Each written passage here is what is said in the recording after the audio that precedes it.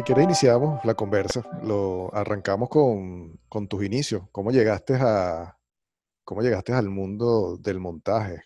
En el trayecto del liceo a mi casa, yo pasaba frente a Tiuna, que quedaba en el Paraíso antes. Y allí habían siempre en la acera, bolsas de descartes de películas.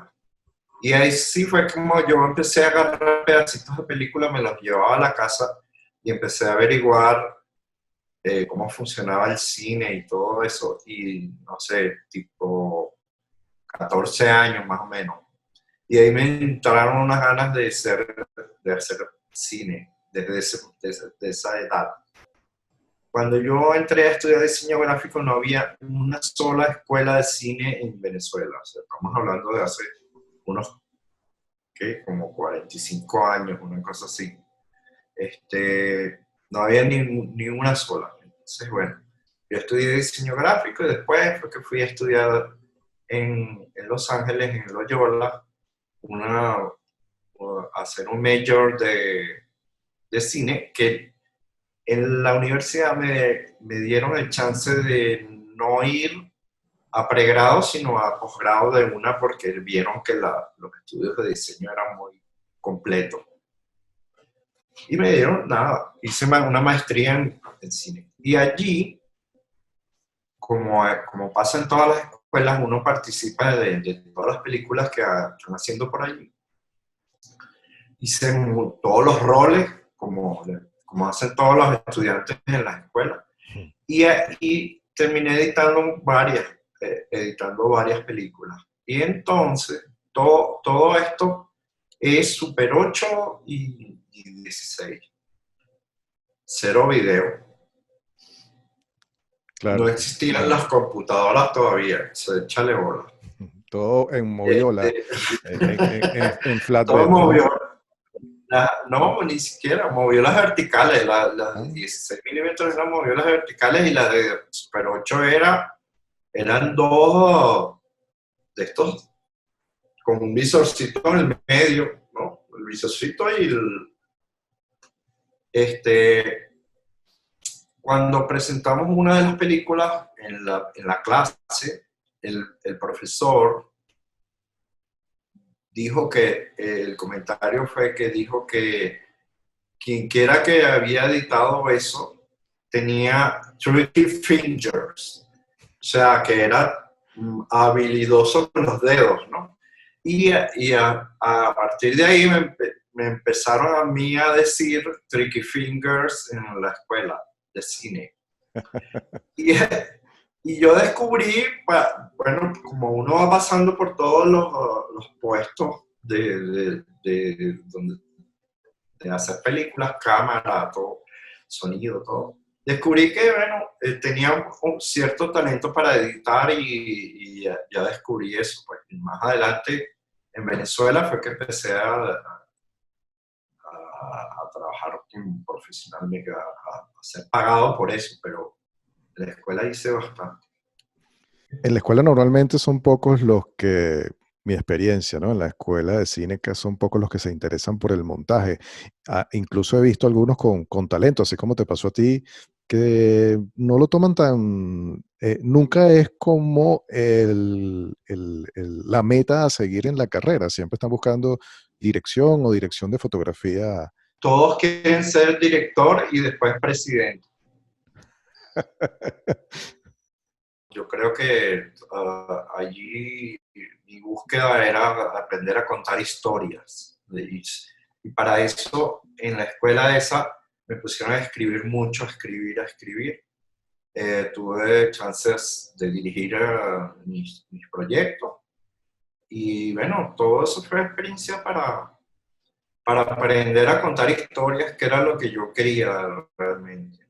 Y con respecto al montaje, sí tuve una clase muy interesante de montaje, con un profesor y todo de montaje.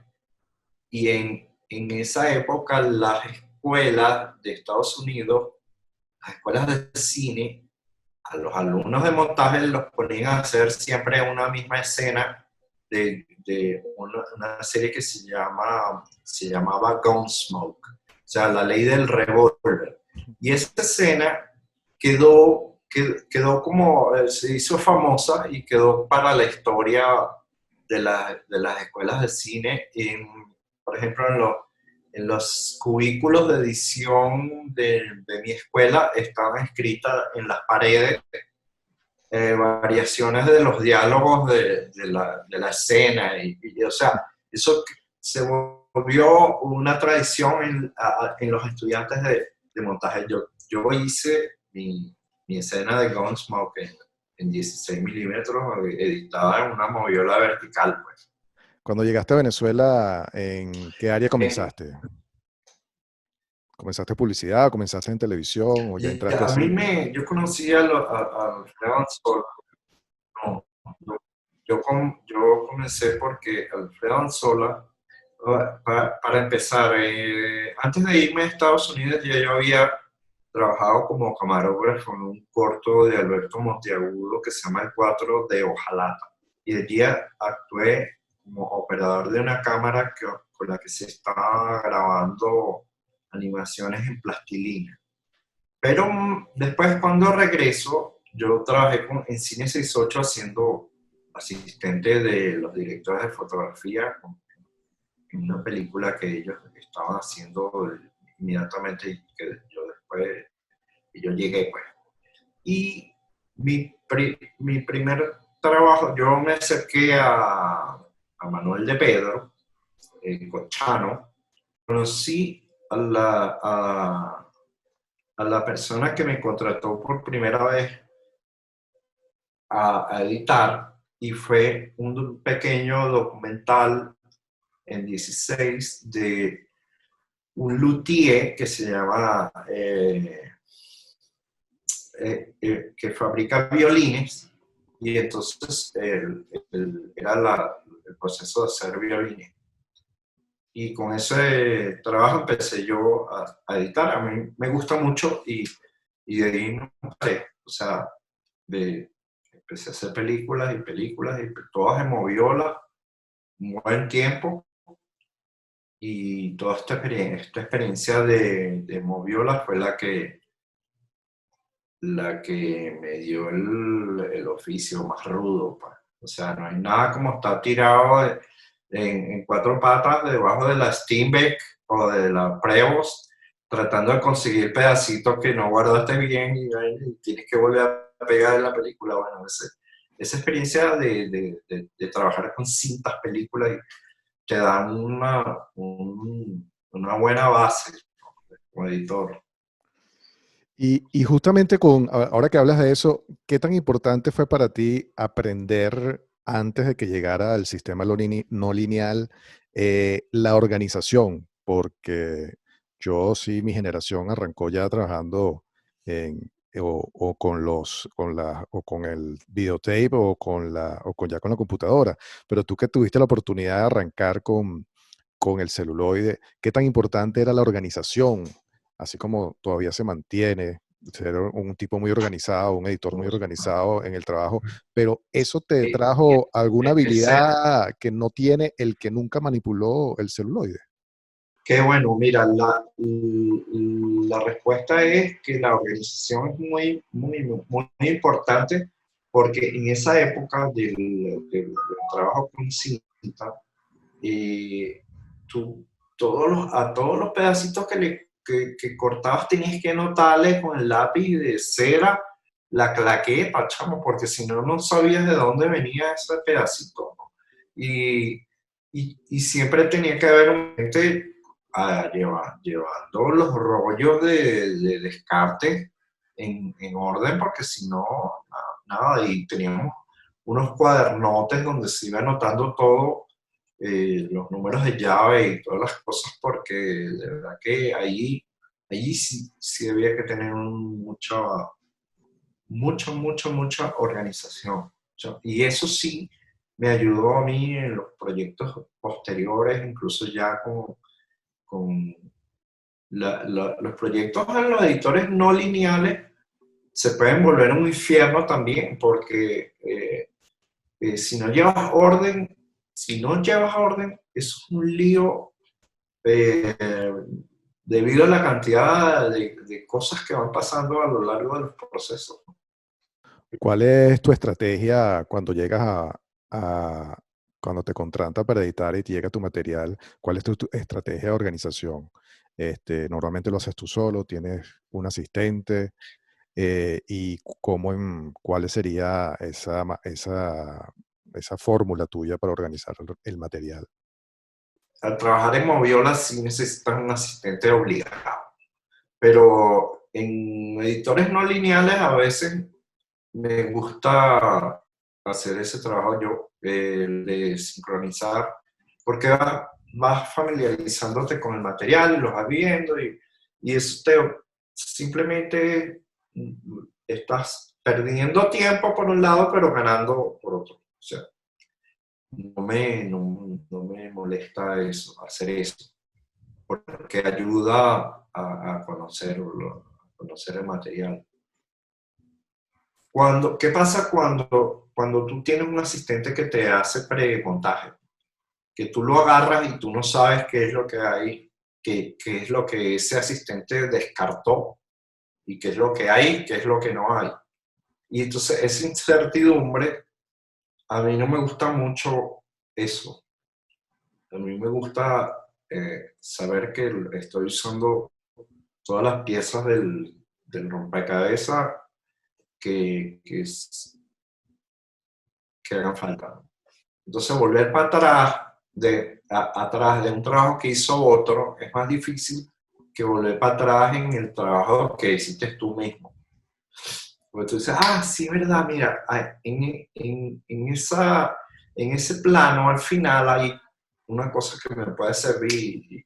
Y no sé, a lo mejor es una cosa que hay menos palabras de por medio porque cuando tienes un asistente, entonces tienes que explicarle todo y aquel te tiene que explicar todo a ti. Y a veces eso lo enreda. Pero si es una producción muy grande, entonces ayuda porque no lo puedes hacer todos, uno todo solo.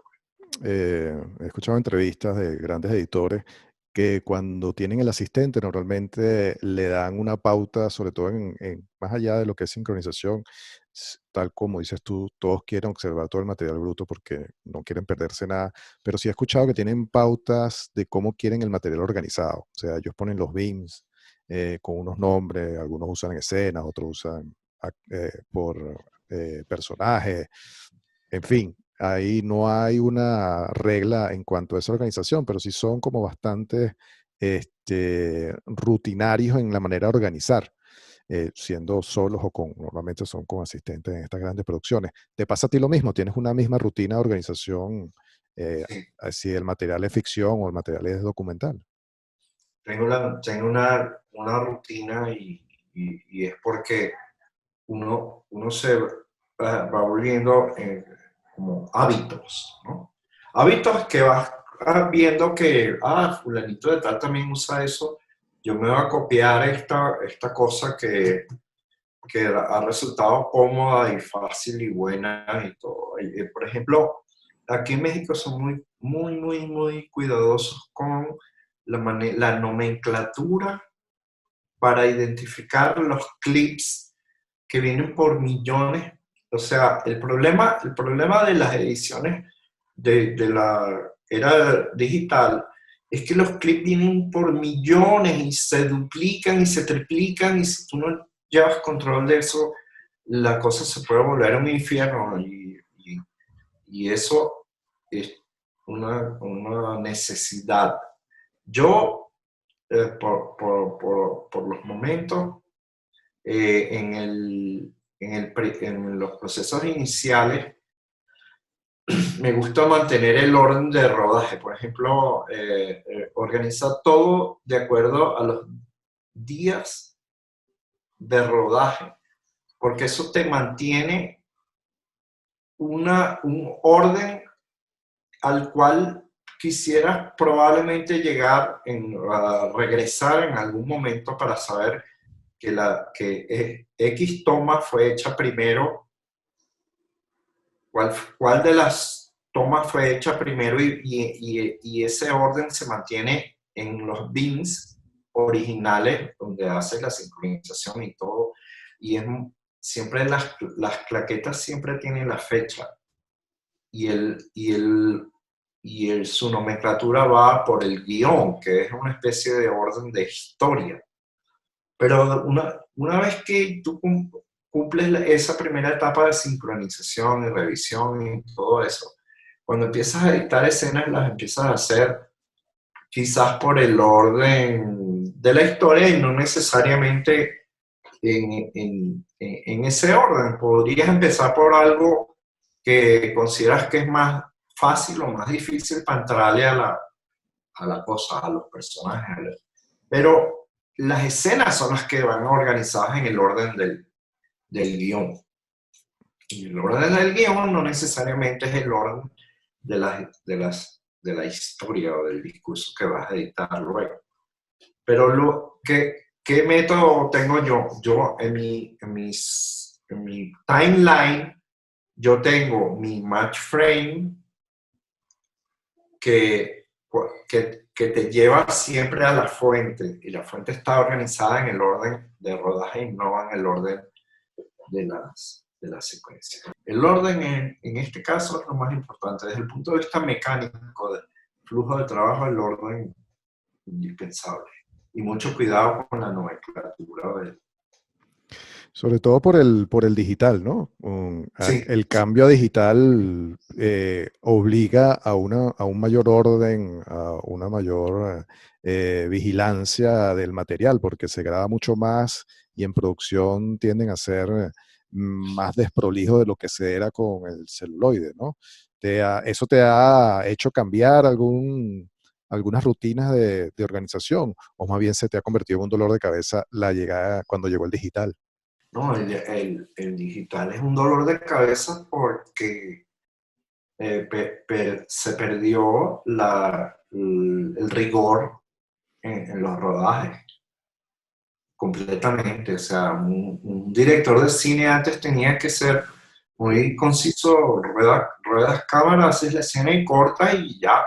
Hoy en día se regodea hasta la cámara se queda prendida y los tipos se les olvida decir corta. Y eso para uno tiene que verlo todo. O sea, toda esa perdedera de tiempo es perder de tiempo porque tú tienes que sentar y mirarlo aunque sea una vez.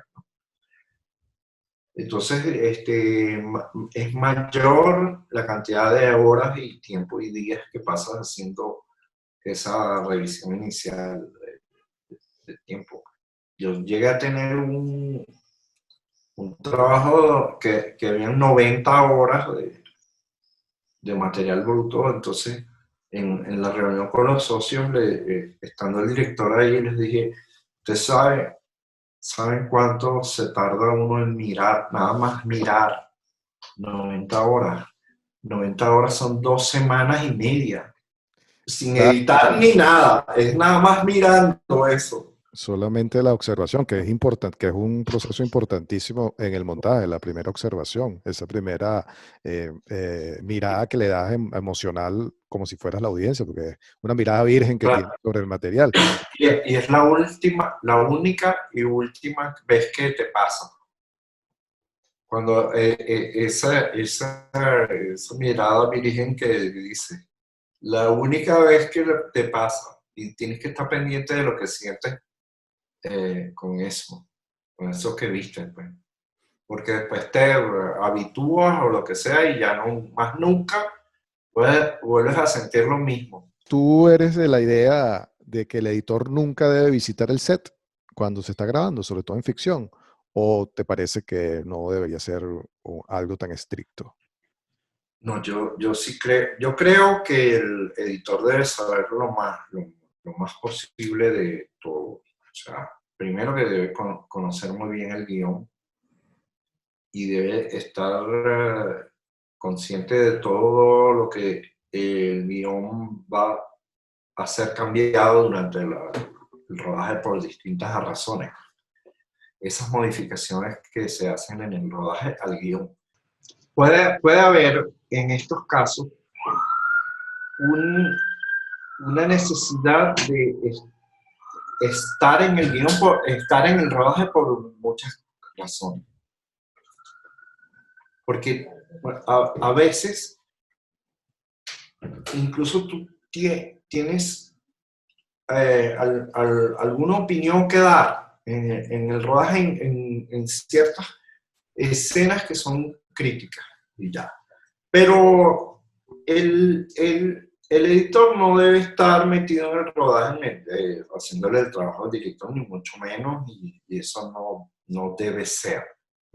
Hablando de ese rigor del set, ¿te llega la información necesaria? ¿Has visto que hay disminución en cuanto a reportes de la gente de cámara, la gente de sonido o del mismo script en la actualidad comparado con lo que era tal vez 20 años atrás? ¿O eso se mantiene y ha mejorado la manera de que te lleguen reportes e información del set? Bueno, los scripts siempre se han mantenido con sus reportes. Los reportes tienden a ser mejor porque son hechos electrónicamente, o sea, bueno, tienen una planillita que van llenando y lo van metiendo todos los datos ahí y eso tiende a ser mejor y más organizado. Eh, lo que sí desaparecieron fueron los reportes de cámara. Los reportes de cámara que servían antes para a hacer los dailies, que eran indispensables para hacer daily, que los hacías a diario con sonido para poder visualizar eso en una pantalla de cine, pues, ¿no? Eso ya no se ve. Siguen llegando reportes del sonidista a veces, pero ya no con tanto rigor de antes, porque los reportes de sonido servían para hacer las transferencias de sonido indispensables a magnético perforado, y eso como ya no se hace, el que graba sí lleva con mucho cuidado una nomenclatura de tomas y todo eso. Los archivos llegan bien cuidadosamente organizados por fecha de grabación y orden de grabación, pero ya aquel reporte de sonido de los viejos tiempos ya no está, no se hace. ¿Crees que no es necesario para tu trabajo? ¿Crees que con la organización que te llega, por lo menos te pregunto, a veces si llegan con varios micrófonos, sería bueno saber qué micrófono le pusieron a cada quien o prefieres descubrirlo en la visualización o en la sincronización del material? Eh, sí, sí es cierto que el, ese reporte lo terminan haciendo como de una manera digital, ¿no? Uso más el tipo que va a mezclar más adelante. La técnica que uso, cuando edito, utilizo, vamos a suponer que viene la toma, está hecha y tiene un bloque como de seis tracks, porque habían varios micrófonos, varias balitas, un boom, uno, una cosa que pusieron ahí para recoger un sonido específico. Y entonces tienes un bloquecito de unas, qué sé yo, 6, 7, 8 tracks. Yo agarro uno de ahí que me sirve porque se oye bien, pero yo no soy el, que el que va a decidir eso luego, ¿no? Yo dejo todo eso y edito con todos los tracks. Así sea como pesado, ¿no? Al trabajar así. ¿Cómo entras a trabajar una escena? Vamos a hablar en este caso de ficción. ¿Cuál es tu proceso para el inicio de una escena? Puede ser de un largometraje o un cortometraje o un mediometraje. ¿Cuál es tu proceso? Escucho mucho uno muy clásico de entrar a las escenas es, "Bueno, vamos a empezar por la escena más sencilla", así como muchos directores dicen, voy a empezar la película a rodarla por lo más sencillo para ir ganando confianza en el rodaje. ¿Eres de parecer que también debe tratarse así el montaje? ¿Y cuál sería tu método? Aquí ocurren varias cosas. Una es que tú trabajas como o sea, una de las primeras cosas que tiene que hacer un editor es ganarse la confianza del director. Ese es el primer paso importante que tienes que dar. Y para ello, tú eliges una escena sencilla con la cual tú, al hacerla muy bien, le vas a quitar a esa persona una de sus primeras preocupaciones es en manos de quién estoy dejando yo mi bebé. Y eso es psicológicamente muy importante para ese señor.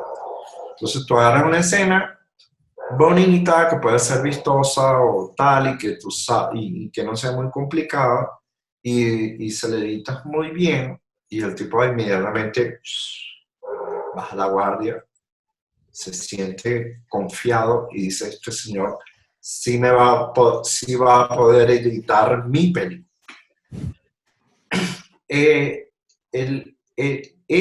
Esos primeros esfuerzos, yo les dedico una gran cantidad de tiempo y mucha meticulosidad, porque son como la punta de lanza.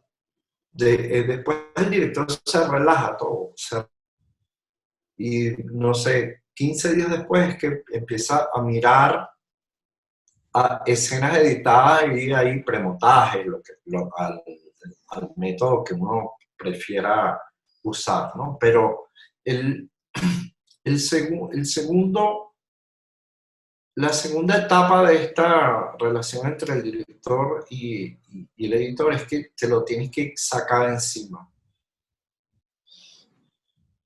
Porque si tú tienes un editor metido en tu sala desde el principio, te conviertes en un avatar, en un robot, ya, siguiendo las órdenes de él y chao, te jodiste.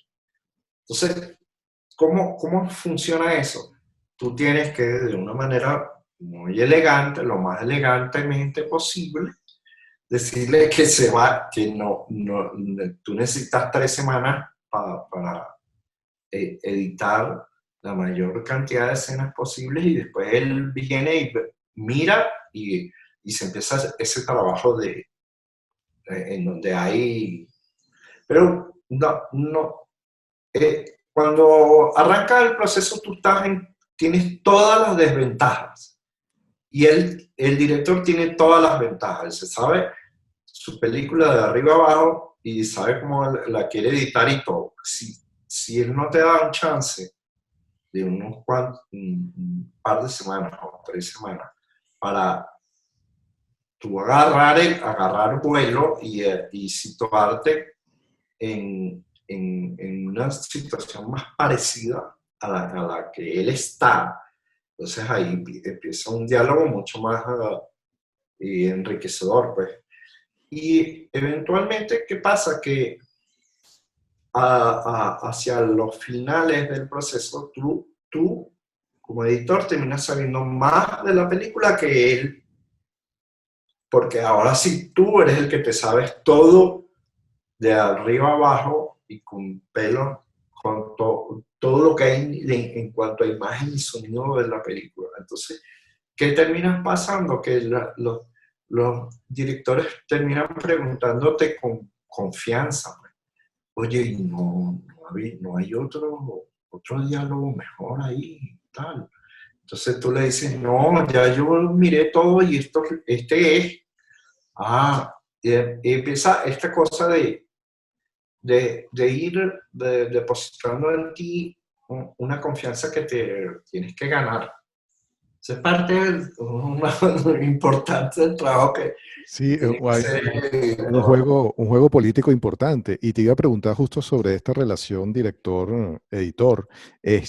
Normalmente este cuento que me estás echando, este proceso, viene justo con el proceso de montaje, pero ¿tienes alguna conversación previa con el director, sobre todo cuando no lo conoces, para para entenderse de cuáles son los métodos de cada quien? Porque como tú dices, hay directores que les gusta estar encima de su proyecto todo el tiempo, sobre todo los más novatos, porque siempre los directores ya con más experiencia van a entender el proceso y van a tener confianza en tu trabajo.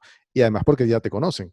Pero, ¿qué te sucede? ¿Cómo ha sido tu experiencia con los directores? Cuando los conoces, cuando ya los conoces y tienes un tiempo con ellos trabajando, y cómo ha sido tu experiencia cuando por primera vez conoces a un director y te sientas con él. ¿Hay una negociación de cómo va a ser el trabajo o es siempre esta manera como me lo estás explicando que te ha sucedido? Es siempre de esa manera. Porque, mira, cuando esos primeritos días, cuando este señor te llama, mira, voy para allá, o ese voy para allá del primer día, el que llega es un dictador. Es un carajo que tiene 8 semanas o 12 semanas acostumbrado a mandar.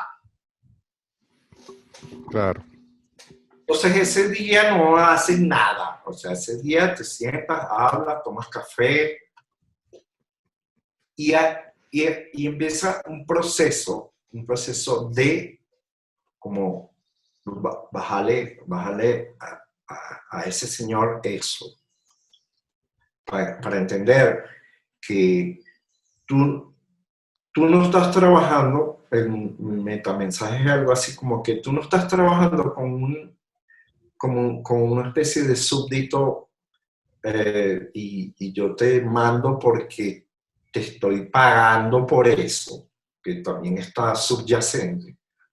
Y entonces tú haces lo que yo te diga y ya. En realidad eso es verdad. O sea, tú vas a hacer lo que ese señor quiere hacer con su película.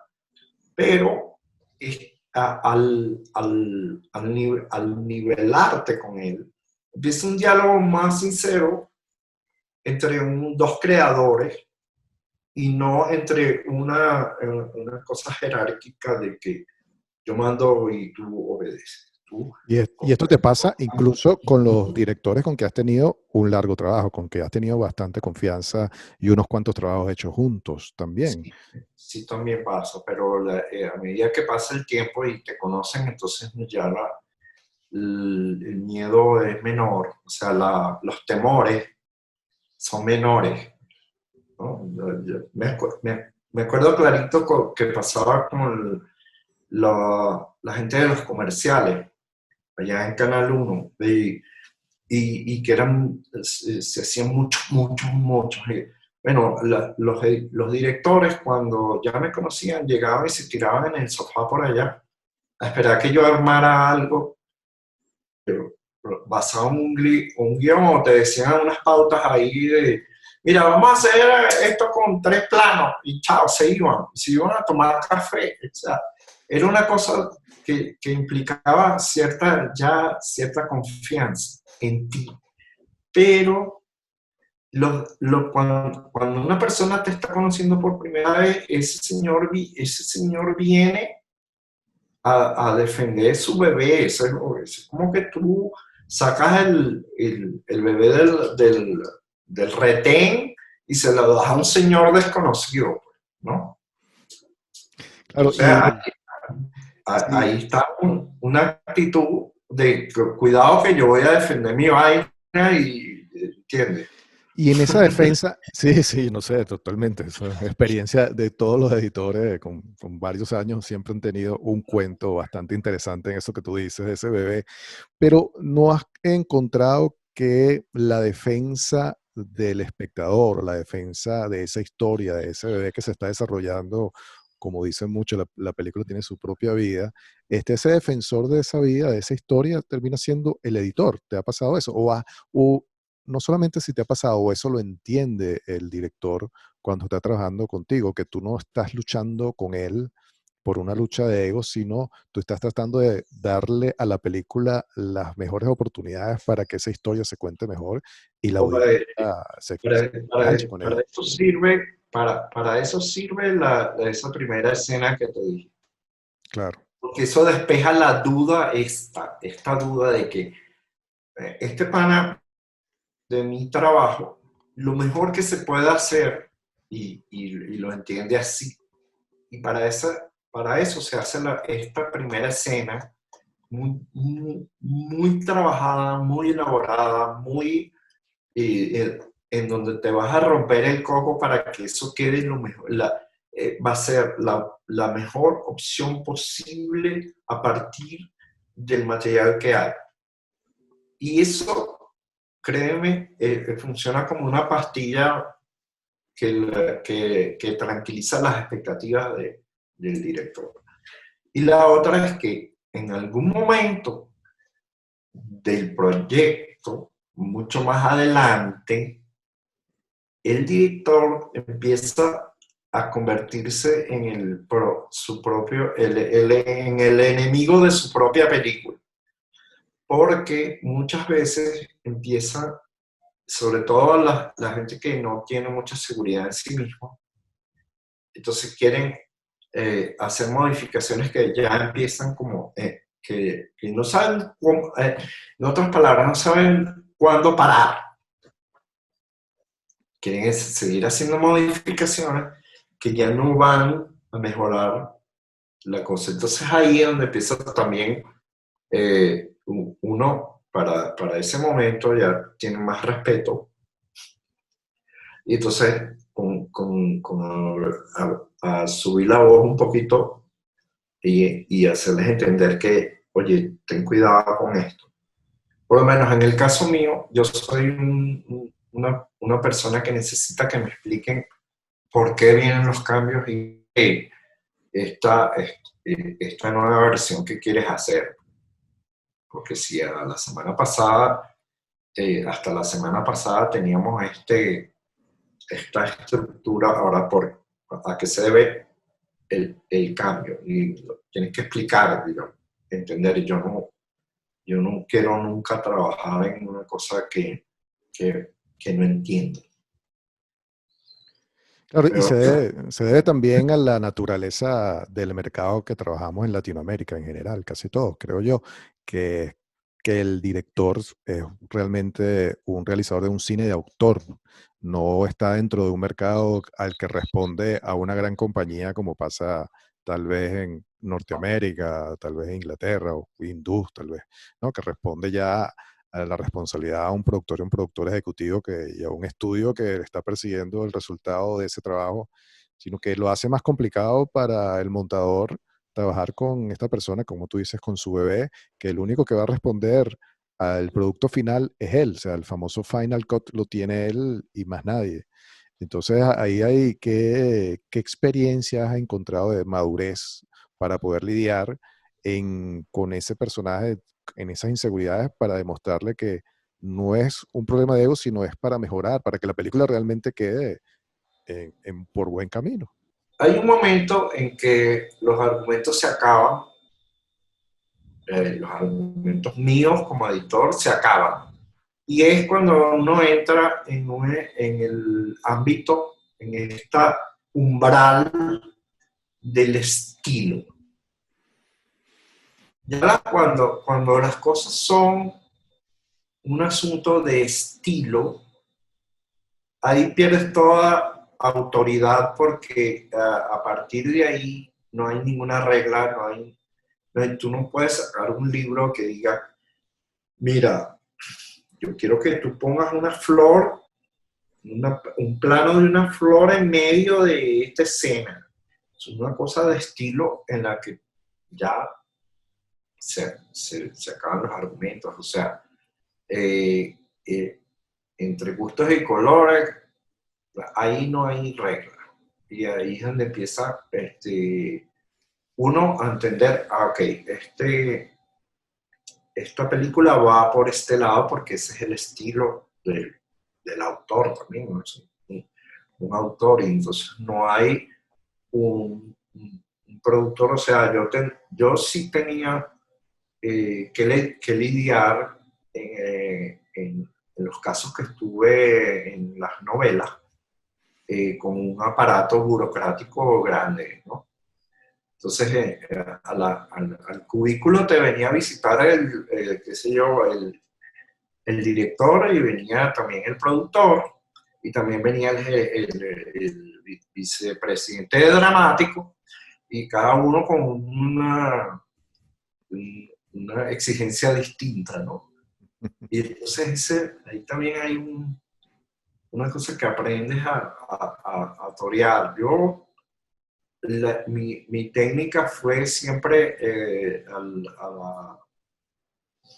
a defender al director y tratar de convencer a todos los demás de de, de la postura del director, que es el que siempre sabe más de lo que se está haciendo. Ahora que hablabas de estilo, ¿tienes alguna vez o te ha pasado tener conversaciones con los directores o los productores sobre el estilo que quieren de la película, hablando ya sobre el montaje? ¿Te han mostrado referencias de películas anteriores? ¿Hay conversaciones de estilo? ¿Has tenido ese tipo de conversaciones? Sí, sí, claro, claro, porque cuando un director viene con una idea que él puso en práctica mientras estaba haciendo la película, es muy difícil modificar eso, porque ya viene con una cosa preconcebida que solo... Yo, mira, siempre mi primera versión es la versión que tú adivinas que quiso hacer el director mientras hizo el rodaje. Eso se ve, eso siempre se ve clarito. Y dice, coño, ¿por qué repitió 10 veces este plano del final? Porque estás buscando algo que tú a la quinta toma sabes qué es lo que el tipo que andaba buscando. Y si la hizo 10 veces, no te la va a dejar quitar de la escena. Porque qué sé yo, para eso fue que alquilaron la grúa, bueno, y si tú le quitas, y le costó un realero, la hicieron 10 veces, y si tú se la quitas, no creo que le guste. Esas cosas son el primer esfuerzo es interpretar esta cosa que andaba buscando el director en el rodaje. Una vez que tienes esa escena, te puedes dar cuenta de que eso así como se hizo no funciona, y junto con él empiezan a averiguar qué se puede hacer, pero estas cosas también van madurando. Es la misma escena la que te va diciendo, mira, esto, la grúa muy linda y todo lo que tú quieras, pero está en contra de todo lo que está sucediendo aquí en esta cosa. Y bueno, mira, parece mentira, pero esa madurez va llegando es con el tiempo también, ¿no? Es que, Claro. Y hablando de eso, ¿qué para ti es lo que te determina el ritmo y el tempo de esa velocidad de cortes o del montaje en una escena? ¿Qué es lo que normalmente para ti determina, así sea ficción o documental, el tempo y el ritmo? el contenido, ¿no? El contenido dramático de la escena es la que te va diciendo esta cosa del tempo. Pero el tempo es una de las cosas que se modifican después una vez que tienes, no sé,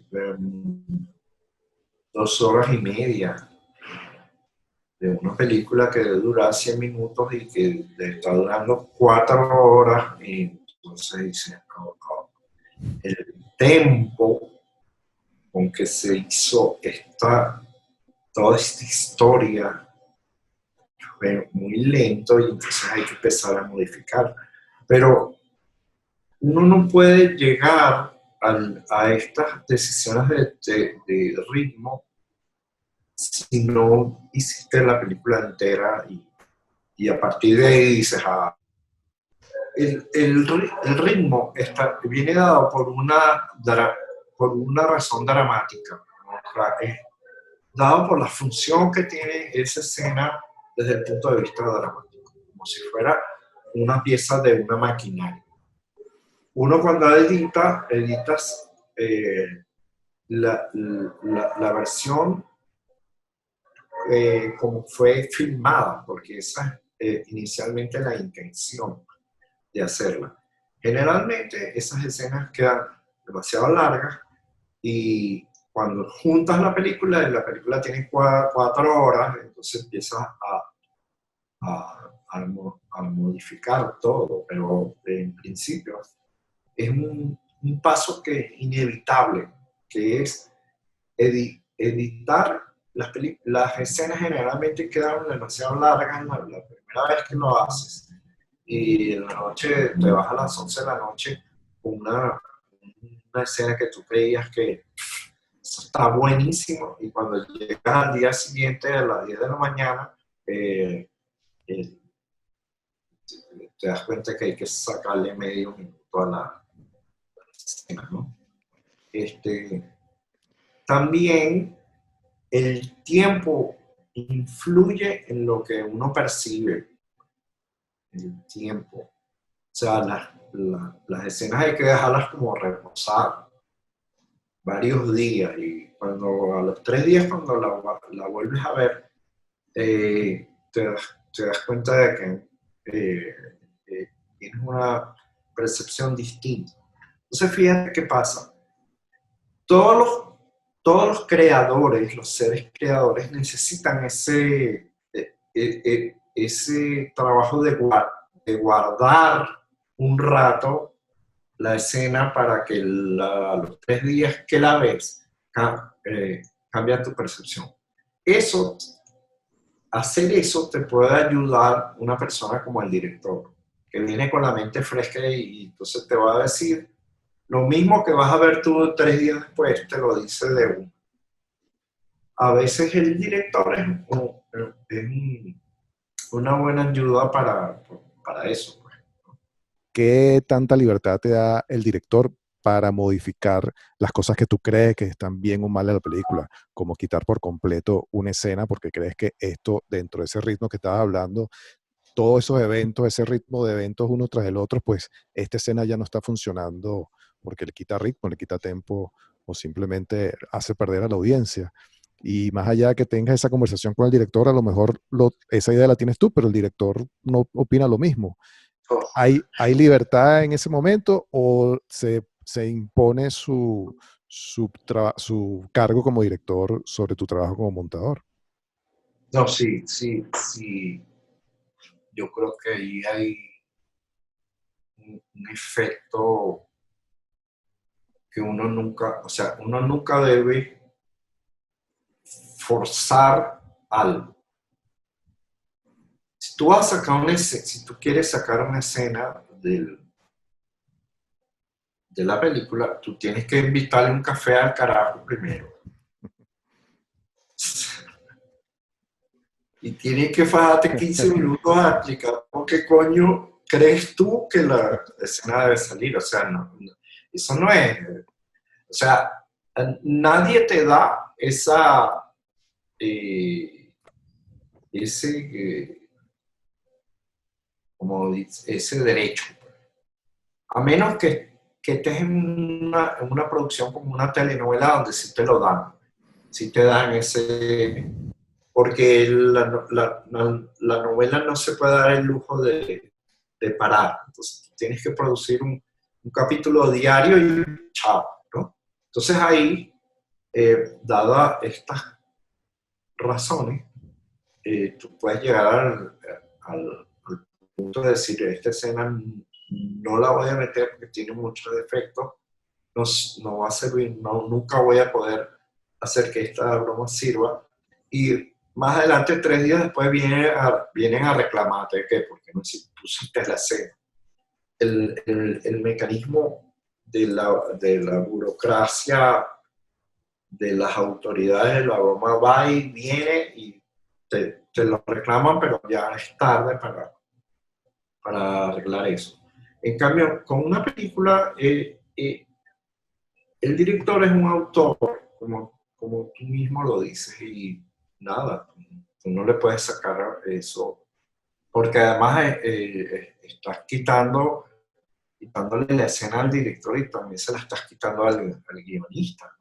Y en ese punto, ¿alguna vez te ha tocado decir todo lo contrario? Mira, nos falta una escena donde este personaje haga tal cosa, porque sin eso no se entiende la película. ¿Has dado recomendaciones para filmar o refilmar cosas que no están funcionando? Yo no he tenido esa oportunidad o esa deferencia de que me hagan caso en una escena que yo considere que hace falta. Porque yo pertenezco a un mundo de cineastas pobres que casi nunca tienen plata para hacer ese pick-up, como como tienen los estudios de Hollywood tienen programado unos días de filmación posteriores para hacer los pick-ups y eso eh, siempre se ha hecho y están los reales para eso, pero eh, las películas venezolanas son, Claro, el director productor llega ahogándose a la otra orilla, ahogándose. claro. O sea que Y generalmente estás con lo que hay y chao. incluso en documental, donde sí hay oportunidades tal vez en el tiempo, no es tan caro realizar la grabación de un documental como si lo es en ficción. ¿En documentales te ha pasado lo mismo? O sea, ¿no te han dado oportunidades o has puesto ideas que son necesarias dentro del documental y te han dicho, tienes razón, vamos a grabar Sí, esto? sí, en los documentales sí, porque son producto de esta cosa que se da en los documentales, que es que a medida que lo vas haciendo es que vas entendiendo de que es la mala. Y sí ha pasado como resultado del trabajo de edición, el director decide hacer X cosas. Pero nunca ha sucedido que sea yo el que lo exija. No, nunca, no, nunca me ha pasado. ¿Qué diferencias encuentras entre tu trabajo en el montaje en ficción y documental? Documental es mucho más difícil, pienso yo. Es más difícil porque si tú tienes esta toma bellísima del atardecer, esa la puedes poner al principio de la película, a la mitad, hacia al final, con los créditos. O sea, el documental es tan maleable que pasas años haciendo esta cosa que no tiene forma, sino a medida que vas trabajando y a cada quien le va cayendo la locha de cómo y de qué va este documental. En la ficción no es así porque una vez que el personaje se tiró al río y se mojó, ya las tomas que vienen después de eso son con el carajo mojado. No puedes inventar mucho porque el flujo dramático es exigente en esas cosas y no hay mucho que inventar. En cambio, y todo lo contrario, el documental está todo por inventar. Entonces, hasta el punto de decir de que, necesitamos frutas. Entonces, al día siguiente sale un contingente de carajos a grabar frutas. Y esas frutas llegan 3 días después. Ah, mira, aquí están las frutas. Y es un trabajo que se va haciendo como por el camino, se van enderezando las cargas y puede volverse de pedazadilla la cosa, ¿no? Por esta cosa de que no se termina nunca. Tal cual. Duran años y años y años en tomarse decisiones uno mismo incluso. Sí, sí. ¿Y qué experiencias has tenido en esa comparación ficción-documental, el encontrar, manejar la emoción dentro del documental? ¿Qué tan complejo te parece o crees que no se debe manejar ningún tipo de emoción en un largometraje o un mediometraje documental? Eso depende de la solidez que tengan con los argumentos, ¿sabes? Porque hay temas que se ilustran solitos y son, no sé, eh, tienen esta fuerza que, que lleva al documental, la injusticia o cualquier cosa de esas, ¿no? Pero cuando no hay, entonces empieza un manipulación ahí un poco rara para tratar de make the point, ¿no? Entonces, a veces hay cosas que en los documentales que se hacen es así, pues, manipulando. Y no, no todos los documentales tienen esta cosa fuerte de la idea que mueve el motor que mueve un documental es una idea. Como que este documental de la piedra que se robaron del Amazonas y se la llevaron a Alemania, ¿no? Entonces es una idea muy fuerte, que es una injusticia, una cosa, y tú sabes, el documental puede durar horas, pero porque tiene una razón que mueve las emociones de la audiencia. En eso que hablas de la emoción y la manipulación, que tiene mucho que ver con mantener la atención de la audiencia. Hay una frase del famoso Michael Kahn, el editor de Spielberg, en muchas películas, que dice que la edición en la mayoría de las veces es encontrar la menor cantidad de material posible para contar la historia efectivamente. Entonces, tiene que ver qué tan cierto crees tú que sea eso, justo que estamos conversando de esto de la manipulación.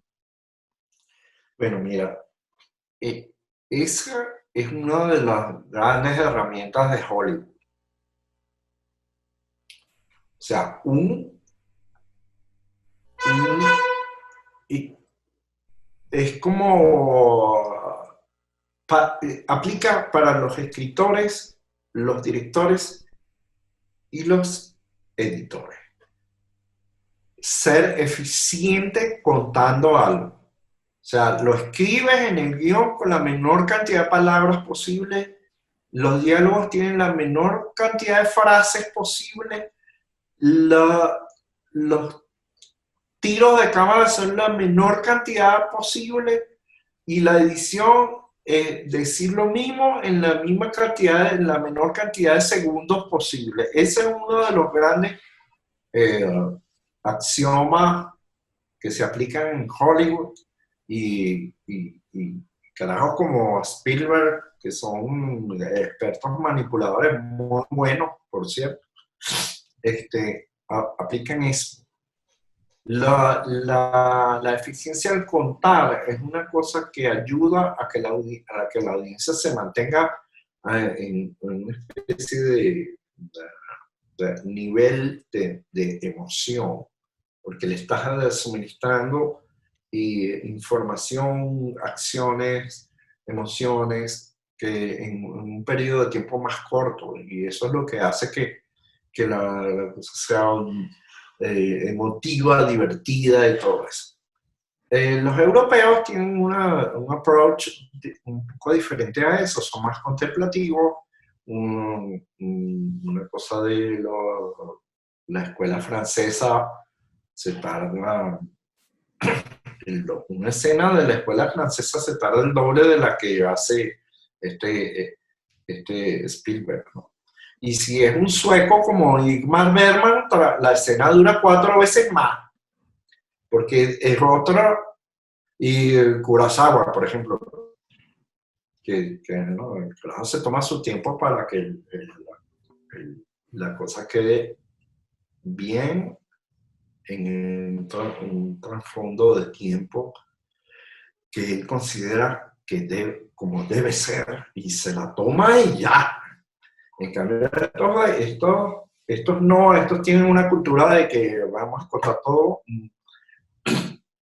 Es como más cargado, más denso, no sé, pero Pietro Scalia que dice que editar es escribir con imágenes y sobre la narrativa en específico, en este caso, ¿crees tú que el editor debe conocer mucho sobre guión? ¿Crees que necesita un buen conocimiento de lo que es la narrativa del medio donde está trabajando? una de las cosas que yo aprendí en mi escuela en Los Ángeles fue el guión es la columna vertebral de todo, absolutamente todo. Si el guión no está bien escrito, eso no va para ningún lado.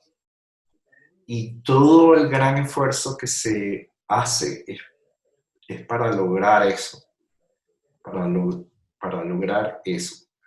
Entonces, para un editor, si estás partiendo de un guión que lo suficientemente estándar para hacer una película, tiene que estar muy bien escrito. Y esa es tu primera y más importante guía para hacer el trabajo. Después que tú editas según el guión, editas según un interés específico del director. Entonces, tu siguiente trabajo es agarrar y completar el trabajo del guionista en su fase final. En su fase final, una vez que está toda esa estructura armada tal como se pretendió inicialmente en el guión y después posteriormente en, en la grabación, el director y tú terminan haciendo la última versión del guión. De manera que el guión es columna vertebral en todos lados. En todos lados. Sobre la famosa frase de Cacho, de que nuestro arte, el arte de la edición es el arte invisible. ¿Qué tan invisible crees tú que realmente es el montaje?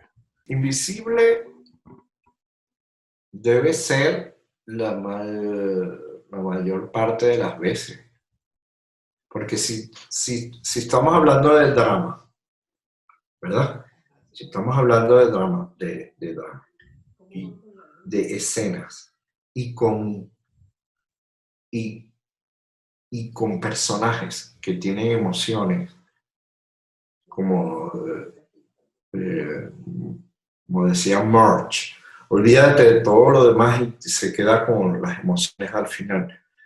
El, el, el hecho de que tú quieras llegar a las emociones es porque tienes que ser transparente con la cámara, con el montaje, con el actor, para que la audiencia termine entrándole adentro del personaje a las emociones del personaje.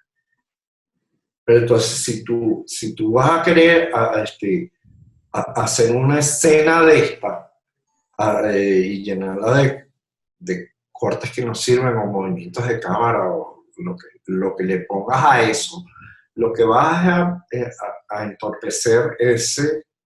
Por eso es que se le da ese término de transparencia, porque el montaje el trabajo de cámara son como capas transparentes que están colocadas arriba de la historia, del discurso, y que y como si tú estuvieras haciendo una lectura de arriba hacia abajo. Si tú pones movimientos de cámara, nunca le vas a llegar al sentimiento del personaje porque la audiencia se va a marear, se va a querer ir a salir del cine, ¿no? Si tú lo llenas de color y lo pones rojo, verde, azul y empiezas a mover y pones música y pones a un personaje que está bailando, allí no le llegas a la intimidad de nada porque esas capas se vuelven más opacas. Eso es lo que lo hace opaco. Si tú haces un montajito de tomas, bueno, imágenes, colores. Claro, ese montaje se vuelve opaco porque se está mostrando a sí mismo en vez de dejarte la vía libre para que tú le entres a la cara del personaje y a las emociones, ¿no? Es más o menos esa es la idea. Y en cada momento de la película esa opacidad varía porque las intenciones de que la audiencia se meta es que entren y salgan. O sea, cuando mira, una escena que te puedo decir de ese Tarzán que hizo Disney en dibujos animados. Hay una escena donde el Tarzán agarra a la jovencita, la muchachita esta, y la jala y se la roba y se va por toda esa selva y la lleva cargada de lianas y vainas y todo eso tiene un movimiento con música, pa, pa, pa, pa, pa, pa. La lleva a un árbol y ahí en una rama horizontal muy grande empiezan, ya no se mueve más, empiezan a acercarse, acercarse, acercarse y a tener una conversación donde el carajo la percibe como que él es igual a ella y se tocan el corazón y es un acercamiento. ¿Qué va pasando ahí? Empiezan a quitar todo lo que entorpece, no se mueve más la cámara, no se mueve, no hay montaje, sino que vas entrándole la cara a esos personajes hasta que se ven así grandes y entras casi que a través de los ojos al, a las emociones que están sintiendo esos dos personajes. Eso es el vaivén que tiene la transparencia. Pues. Empiezas con una cosa que se mueve, tiene colores,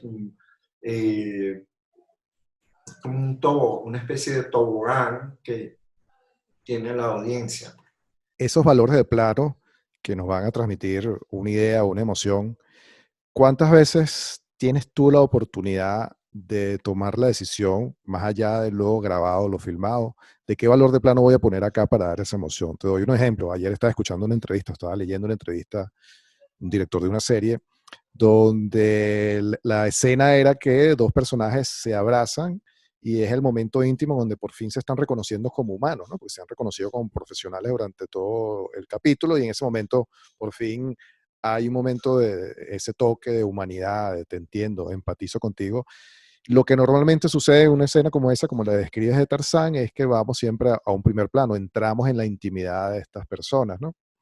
El director contaba que ellos en el montaje decidieron dejar el plano abierto porque entendía, e incluso no ponerle la música clásica sentimental del momento, sino dejarlo en silencio con el ambiente donde estaban los personajes, porque entendían que dejar eso así abierto es donde tú realmente le estás dando ese espacio personal a esas dos personas y da un impacto mucho mayor emocionalmente dejarlos a ellos allá abrazándose a lo lejos que entrando como normalmente se hace. Y fue una decisión cuando se estaba montando la escena. Ese tipo de cosas te suceden cuando estás montando, o sea, que no te vas a la cobertura que normalmente se diseñó para la escena, sino que encontraste esos ricos accidentes que suceden en el montaje y dices, mira, con este plano la cosa funciona mucho mejor. Claro, porque eso lo haces después que compruebas que la escena abierta es mejor que los planos cerrados que tiene. Y termina siendo mejor y ya. O sea, eso cumple con la función para que la que está hecha la escena y si el plano abierto lo hace, está bien. Porque no hay ninguna regla con eso, sino que a lo que me refería en aquel caso es la transparencia. ¿Qué pasa? Lo más probable es que ese plano es un plano abierto que lo dejan lo suficientemente quieto como para que la gente se concentre en eso que quieres, esa emoción que quieres mostrar, y no es una grúa y una cosa, ¿sabes? Entonces Claro. está en el sentido de la transparencia, seguro que el plano cumple esa función de ser transparente para que la gente se quede con aquella figurita de dos seres humanos abrazados y ahí, en medio de un ambiente inmenso, a lo mejor esa inmensidad ayuda a que se sienta que estamos juntos, pero la cosa de que el plano permite que la emoción de la audiencia llegue allá y no se pierda. Claro, y lo interesante es esto, ese descubrimiento en el trabajo del montaje y la libertad que le da el director con la confianza que tiene con su montador, su editor, de descubrir esas cosas, que son importantísimas en una relación director-montador. O todo lo contrario, a lo mejor el director te dice, quita ese plano y déjame este por lo que sea. Un día lo estaban visualizando y vio el plano así y dijo, no, no vamos a cortar el primer plano, vamos a dejarlo aquí. Qué belleza Sí. eso, dejarlo de A esa mí manera. me ha pasado bastante. Me ha pasado bastante que termina siendo muy cortón, pues, como se dice en inglés, cutting, ¿no? Eh, Muchos cortes. Entonces, vamos a dejar esto quieto y largo y eso permite que se expresen otras cosas, ¿no? El montaje a veces lo que hace es, si no es limpio y los cortes, eh, a veces los cortes lo que son una especie de policía acostado, ¿no? Sí, se convierte en, ya no es tan invisible el corte. Bueno, que Ah, en algún momento la falta de invisibilidad también es importante en la emoción, ¿no? sí, sí. Todo eso es bien importante. Y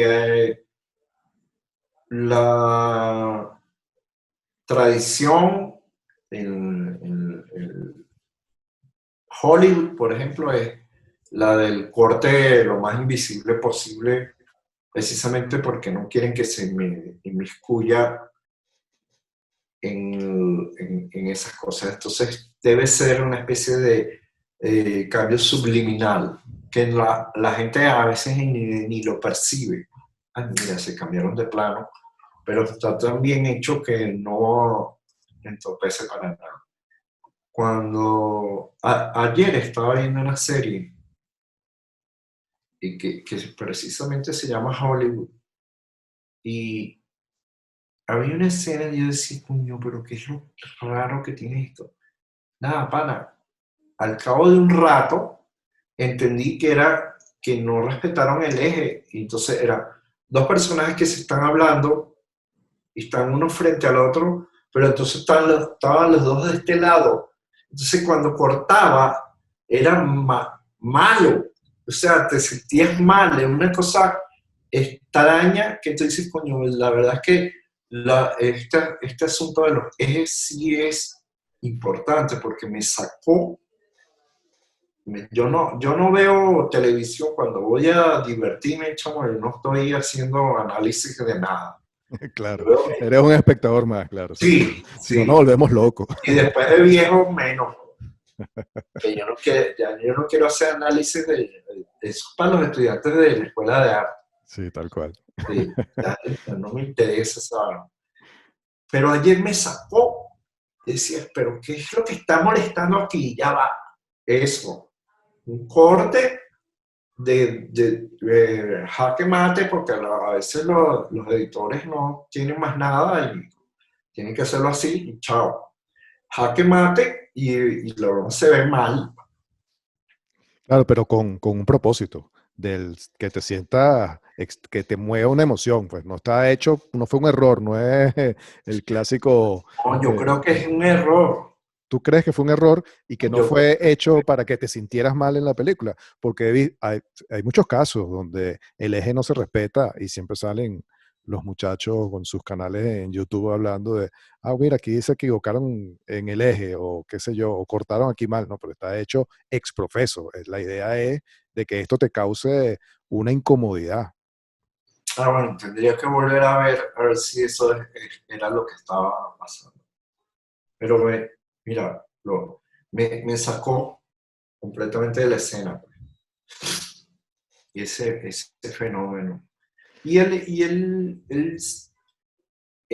montaje tiene todo un- una parte que es subliminal, que está por debajo de lo que la gente percibe. Y eso también hay que tomarlo en cuenta. Como una de las preguntas era sobre la cosa del sonido, ¿no? O sea, ¿qué tan elaborado debe ser el sonido para que tu, Iba a tu preguntar, sí, escena... iba a preguntarte justo eso. Si trabajas mucho el sonido cuando estás montando y vas a presentar una escena, utilizas bandas sonoras para trabajar, para darle énfasis a ciertas cosas, amplificar momentos. Claro, o sea, yo trabajo con todo eso. O sea, para mí es casi, o sea, primero está esta etapa donde tienes que hacer funcionar la escena ella de por sí, de ella sola, ¿no? O sea, es como de estar en lo seco, ¿no? Pero cuando inundas la escena con sonido, entonces estás como en lo mojado, ¿eh?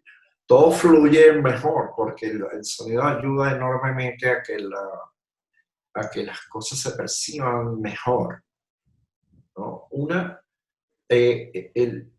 Eso por un lado. En cuanto a lo que es el sonido y la limpieza del sonido y la perfección del sonido, que en medio de una escena no se acabe un ambiente, por ejemplo, hay que tú sientas que ese ambiente se termina y entonces es como bajar un escalón, que vas en una patineta y bajas un escalón y eso se siente.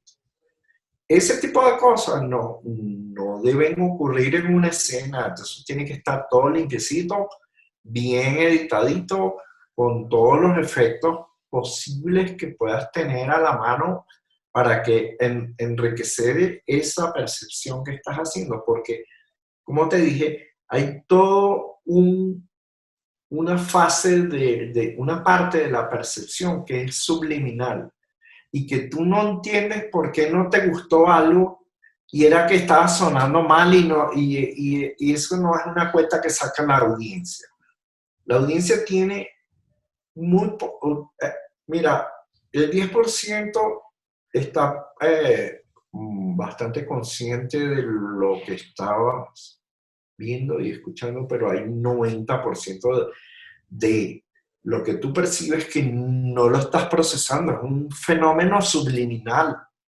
Por eso es que el sonido entra mucho en esa cosa, que tú no entiendes por qué algo no te gustó y resulta que es que hay un sonido ahí mal editado y el corte se ve malo. Y por otro lado, el asunto de usar música, la música es un elemento muy peligroso para usar, porque la música altera profundamente lo que tú percibes. Entonces, si tú usas una música para editar algo que luego no va a estar, eso es una catástrofe.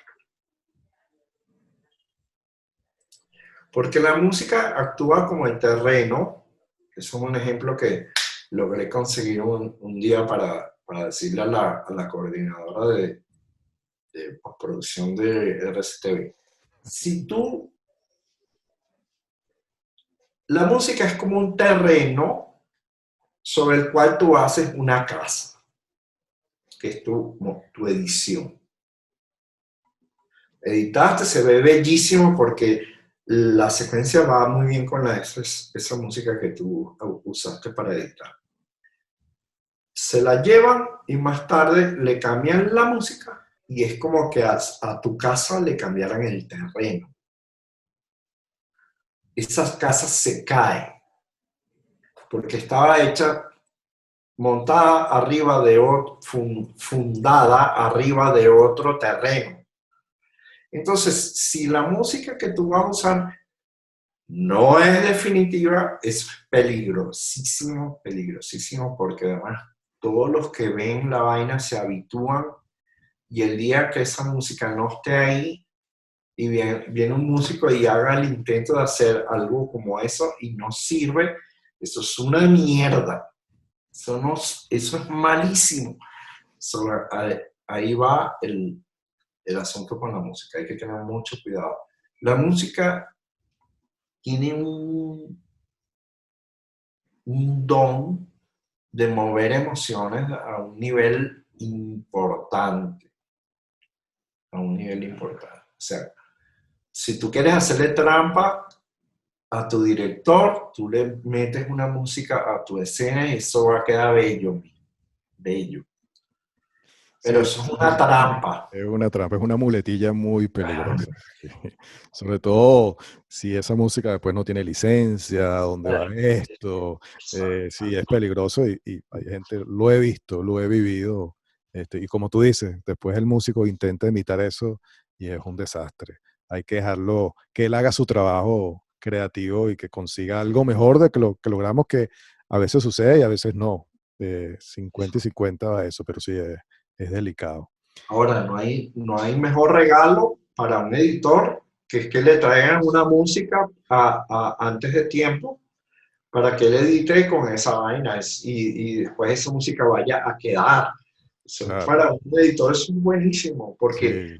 te influye de una manera inusitada en la manera como cortas los planos y todo y el ritmo que le das a la vaina. O sea, es increíble la, la influencia de la música sobre lo que tú terminas editando, muy fuerte. El tamaño del monitor con que visualizas lo que estás cortando es importante para ti. Por lo menos está la famosa imagen esa del señor Morsch editando contra un proyector, incluso con unas figuritas que hacen la referencia a escala de lo que es la audiencia y lo que va a ver en la pantalla.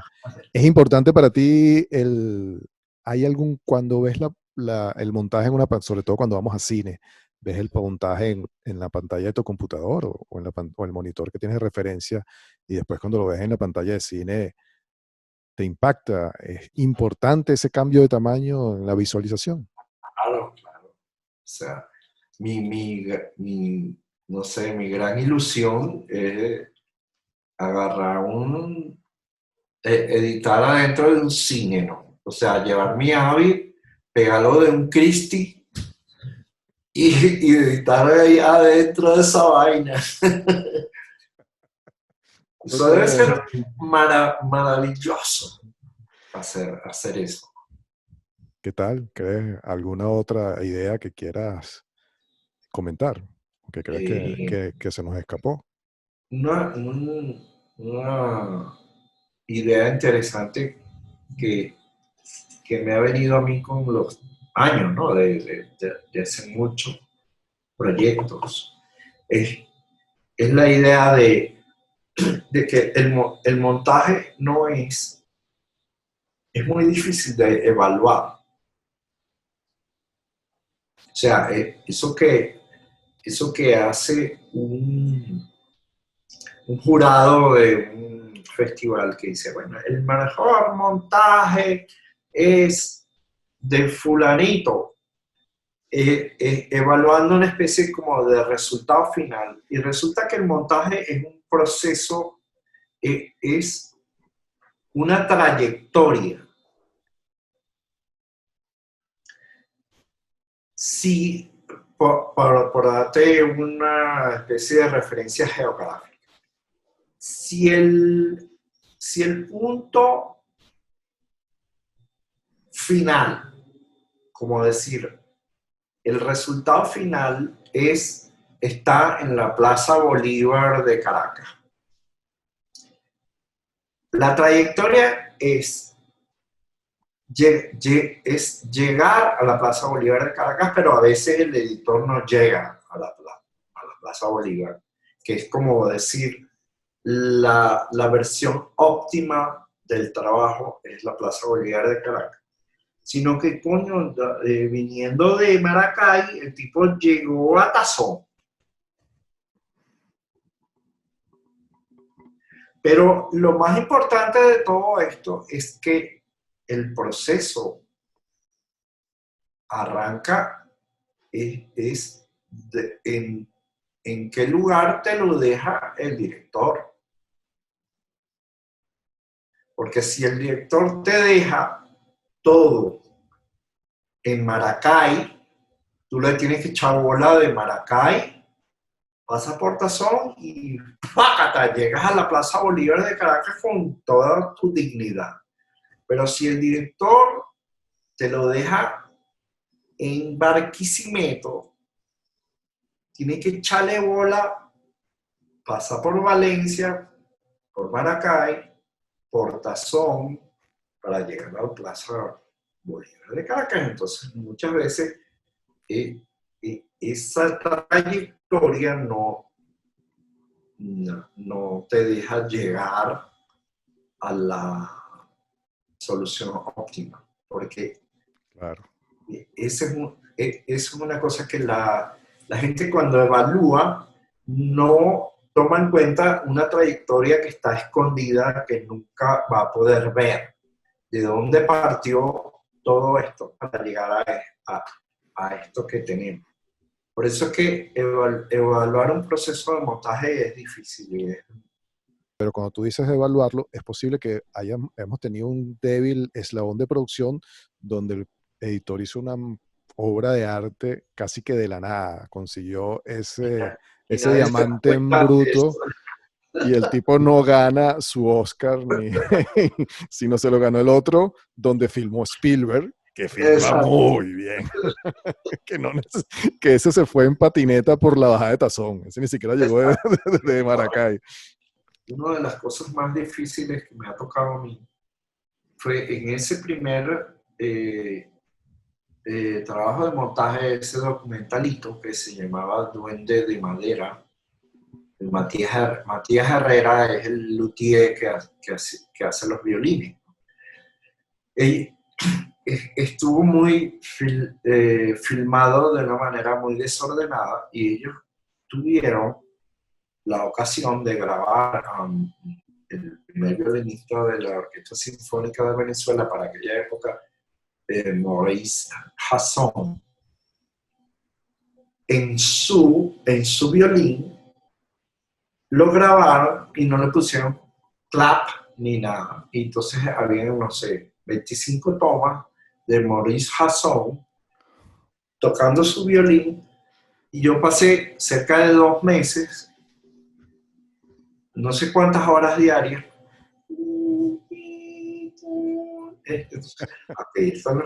Estos sonidos que grabaron primero están con la primera toma de la vaina.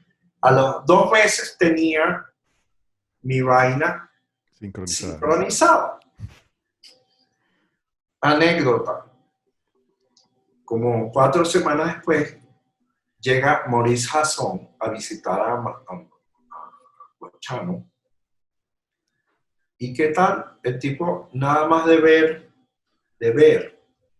empezó a silbar el sonido. Yo dije, marico, ¿por qué no me traje yo a esta señora antes? En vez de estar adivinando qué coño estaba tocando, el tipo de mirarse, Claro. inmediatamente identificaba que debería estar ¿Qué sonando. nota estaba sonando? Qué fantástico eso. Yo siempre cuando doy clases trato de que los muchachos entiendan la importancia que es todo el trabajo. O sea, el trabajo de una película, no hay una sola pata de esa mesa que no sea importante. Y que normalmente es algo, no sé si tú sientes lo mismo, pero con el pasar de los años sigo observando que la postproducción se sigue viendo como un proceso que obviamente es final, pero que está muy por debajo del resto de lo que está sucediendo en importancia, incluso en la preproducción. Y es algo que yo trato de inculcar a los chamos, de que es tan importante involucrar a las cabezas de postproducción en la preproducción para que den su aporte y se entienda, se pueden corregir y evitarse millones de problemas y por ende mucho dinero ahorrado cuando hay una conversación con la gente de postproducción, montaje, correcciones de color, gente de sonido, músico, gente de efectos Y visuales. hoy en día, Alfonso, es más importante aún, porque la cosa se ha ido haciendo compleja, muy, mucho, o sea, la tecnología, en vez de haber simplificado las cosas, las ha hecho más compleja. Y hoy en día un proceso de postproducción es mucho más enredado que lo era antes. Entonces, si no, y el otro fenómeno es que nuestros cineastas del futuro tienen que empezar por recoger los reales primero. O sea, recabar el dinero de la producción primero y de la postproducción primero,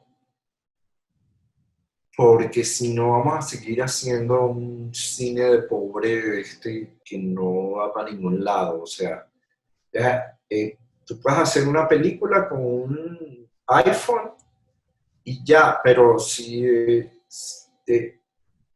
a lo que voy es que si tú te quieres sentar a hacer una película seria y necesitarías sentarte primero antes de filmar con el editor y hablar un rato, ¿no? O sea, preproducir las cosas que necesitan ser preproducidas como efectos y cosas de estas ¿cómo lo vas a filmar? ¿Cómo vamos a hacer pantallas verdes?